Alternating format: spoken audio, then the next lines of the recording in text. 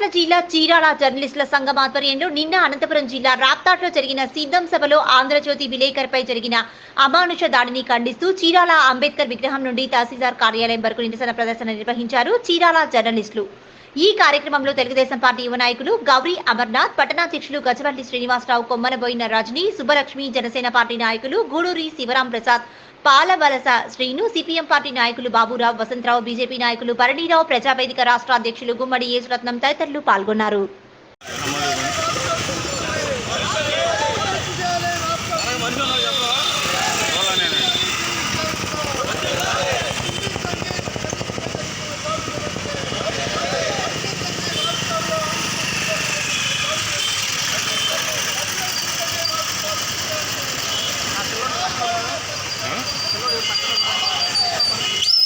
రమ్మను పక్కకి వెళ్ళమను నువ్వు వ్యవసాయం వాగు ప్రేమలోకి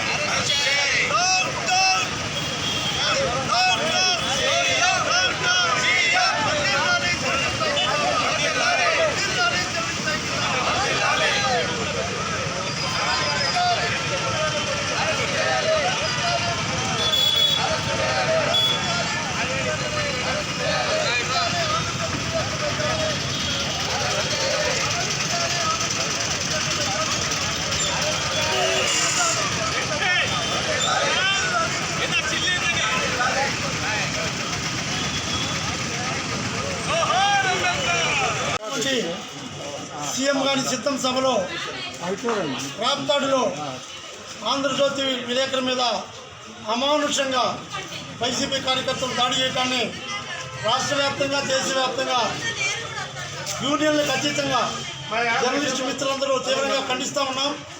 ఎందుకంటే మీకు 100 రకాలైనటువంటి రాగద్వేషాలు ఉండొచ్చు, మీకు పత్రికా యాజమాన్యాలకి 100 రకమైనటువంటి విద్వేషాలు ఉండొచ్చు, కోపతాపాలు ఉండొచ్చు, కక్షలు కార్పణ్యాలు ఉండొచ్చు. కానీ స్థానికంగా పనిచేసేటువంటి చిన్న స్థాయి విలేకరుల పైన వ్యక్తిగతంగా దూషిస్తూ దాడులు చేయటం అనేది చాలా అమానుష చర్యగా సుప్రీంకోర్టు గైడ్లైన్స్ ప్రకారం కఠినమైన శిక్షార్హులుగా గుర్తు చేస్తూ వాళ్ళని వెంటనే అరెస్ట్ చేసి కఠినంగా శిక్షించాలని కోరుకుంటా ఉన్నాం. అదేవిధంగా ఏ పార్టీకి చెందిన వాళ్ళైనా కానీ, ఏ సభల్లోనైనా కానీ పత్రికా స్వాతంత్ర్యం ప్రకారం పూర్తి ఎస్టేట్లో ఇచ్చిన హక్కు ప్రకారం ఎవరికి తోచిన విధంగా వార్తలను సేకరించేటువంటి హక్కు మా జర్నలిస్టులకు ఉంది.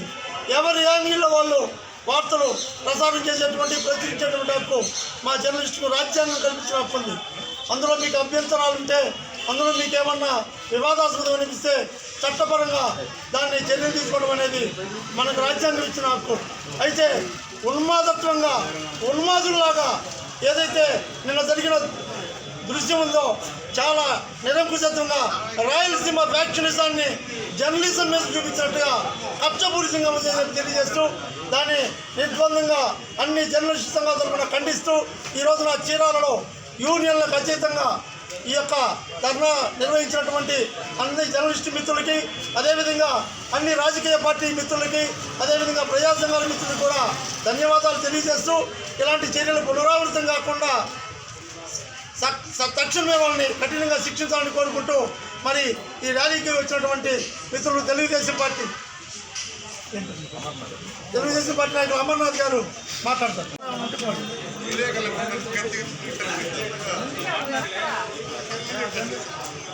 రాప్తాడ్లో జరిగిన బహిరంగ సభలో పత్రికా విలేకరుల మీద అంత అమానుషంగా వైసీపీ కార్యకర్తలు నాయకులు దాడి చేయడం అనేది చాలా బాధాకరమైనది. పత్రికా విలేకరులు అంటే ఫోర్త్ ఎస్టేట్ని కదిలించారు ఈ వైసీపీ గుండాలు. అంటే వీళ్ళకి భయం భక్తి అసలు అనేది లేదు. ఇప్పుడు మన రాష్ట్రంలో జరుగుతున్న అరాచకాల్లో ఇది కూడా ఒక ముఖ్య కారణం. ఎందుకంటే ఎక్కడికి వెళ్ళినా కూడా ఇది ఈ ప్రభుత్వం సంబంధించిన మీడియా, ఇది ఈ ప్రభుత్వం సంబంధించిన మీడియా అని ఒక వైసీపీ కార్యకర్తల నాయకులే దీన్ని జనాల్లోకి తీసుకెళ్తున్నారు. ఇది గమనించండి. ఇలా పత్రికా విలేకరుల మీద దాడి చేయటం అనేది ఇది ఏమాత్రం కరెక్ట్ కాదు.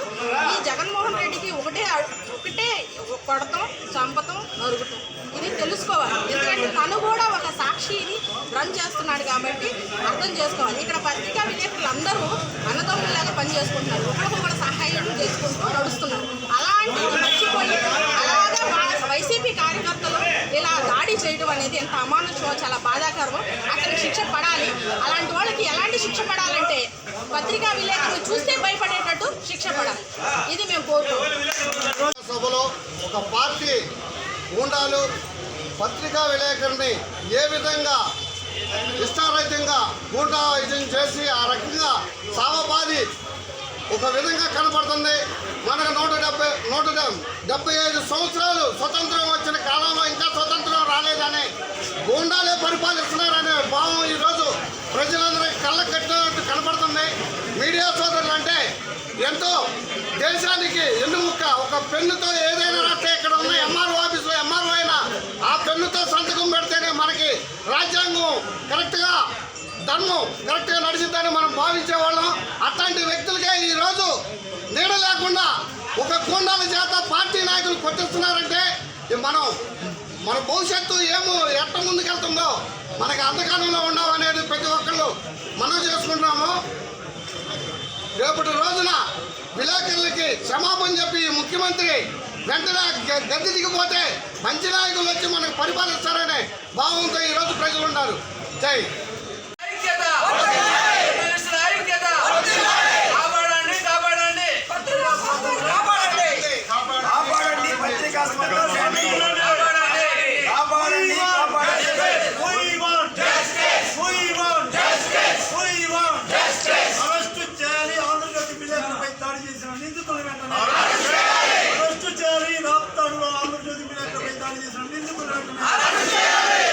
శిక్షించాలి, కఠినంగా ఆంధ్రజ్యోతి విలేకరులపై శిక్షించాలి.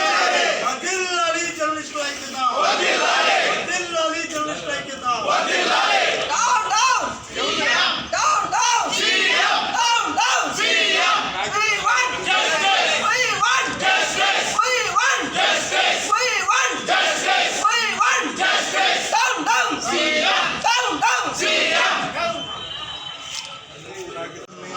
ఖచ్చితంగా మనందరం గమనించాలి.